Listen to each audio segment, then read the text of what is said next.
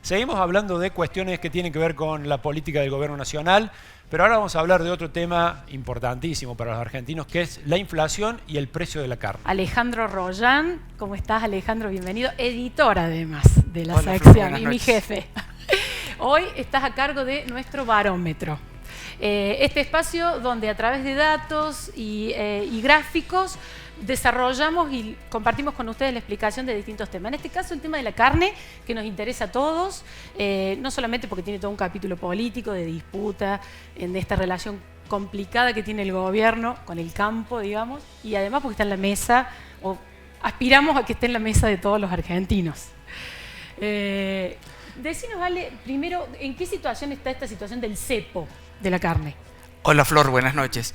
Básicamente el cepo, y como ustedes bien decían, la carne es el alimento argentino por antonomasia, o sea, es el alimento que más se consume en los argentinos a nivel nacional, y siempre ha generado en los gobiernos la intención de frenar el precio cuando tiende a incrementarse, más teniendo en cuenta el contexto inflacionario en el que sabe transcurrir la economía argentina. A partir de este contexto, la carne ha sufrido en los últimos años varias intervenciones en lo que es su comercialización. Si tenemos en cuenta que desde marzo del 2006 hasta diciembre del 2015, la carne tuvo algún tipo de intervención, ya sea por cierre de exportaciones o también impedimentos para que los frigoríficos pudieran exportar el volumen que consideraran necesario, lo que hacía que el consumo interno por ahí se viese afectado. A ver esto, ¿qué tenemos acá? Acá tenemos justamente un poco cómo está compuesta el precio de la carne. Acá tenemos cada uno de los eslabones que la integran. El primer eslabón es el tema de la cría, que es el productor. Claro. Está integrado por la vaca. Esto es importante porque, digamos, este es como el marco de referencia de la discusión que hay entre el gobierno y el campo, porque el cepo es detonado por la suba excesiva o sostenida del precio de la carne. Entonces el gobierno toma esa medida como un modo de decir, bueno, esto va a generar que bajen los precios. Así es, entonces Florencia. Nos permite entender a ver si eso tiene sentido o no. Así es, mira, este gráfico lo crea o lo genera cada 6 meses la Fundación FADA, que se dedica básicamente a rastrear y hacer un monitoreo de lo que son los principales productos que integran la canasta familiar y vinculados al agro. Y acá podemos ver que el criador, que es el primer eslabón y es el que pone la materia prima, es decir, el que pone la vaca, el toro, para que salga el ternero, participa con el 30% del valor de esta costeleta, podríamos decir, o bife, bien, que en febrero de este año, cuando se hizo este relevamiento, costaba 536 pesos el kilo. Ahora indudablemente que cuesta un poco más. Después viene el feedlot, que es ese ternero que hace el criador, pasa a estos corrales, que es el que le da el engorde y lo termina. Bien. Ese participa con el 27% del total del precio. Después pasa al frigorífico, que es el que lo faena y el que lo distribuye a las carnicerías. El frigorífico participa con el 6% y las carnicerías con el 9%. Y después, que es lo más llamativo, es la participación que tiene el Estado a través de los impuestos en la composición del precio global de la carne, un tercio, que es casi un tercio. ¿Son nacionales o provinciales? Justamente de ese 30%, el 70% son impuestos nacionales. Bien. Un 25% son provinciales y un 5% son tasas municipales. Pero lo más llamativo es que de ese porcentaje que tenemos de impuestos nacionales, más de la mitad, es decir, casi el 50% es IVA.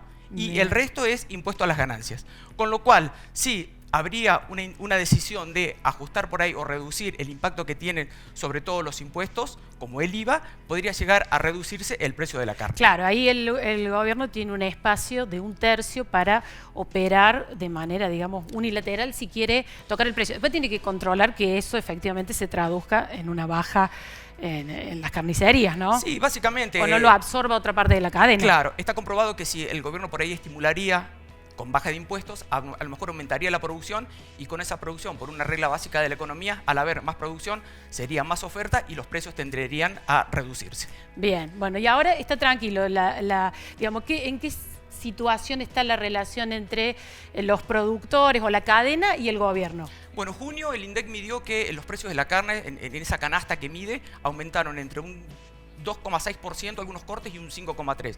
Con lo cual, si tenemos en cuenta que el cepo está desde hace 60 días, la medida no ha tenido gran impacto, pero ya se observa en las mediciones que se han hecho durante julio, es que el precio se reduciría alrededor de un 3%, con lo cual hay que ver esta medida que es totalmente cortoplacista, que va a tener impacto en los precios, pero lo que dicen es que a mediano plazo, justamente los precios van a impactar. ¿Por qué? Porque va a haber menor oferta de Hacienda por el desincentivo que se genera a nivel de la producción. Bien, bueno, esto te desafío que me lo digas en 20 segundos, porque ya Bueno, acá nos lo que quedamos sin tenemos tiempo. es la silueta de una vaca de exportación, con lo cual están delimitados a través de las banderitas los principales países que compran ese corte de cada una de las vacas. Bien. Tenemos arriba donde está Alemania y Holanda, arriba en el lomo del animal, son los cortes más caros, que van justamente a la Unión Europea, que es justamente el único mercado de hoy que no está restringido por el cepo a las exportaciones.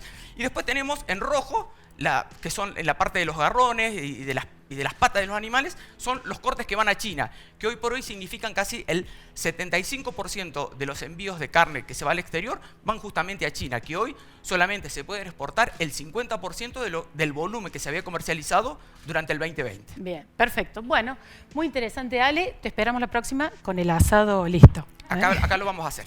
Gracias, Flor. Bueno, muchas gracias.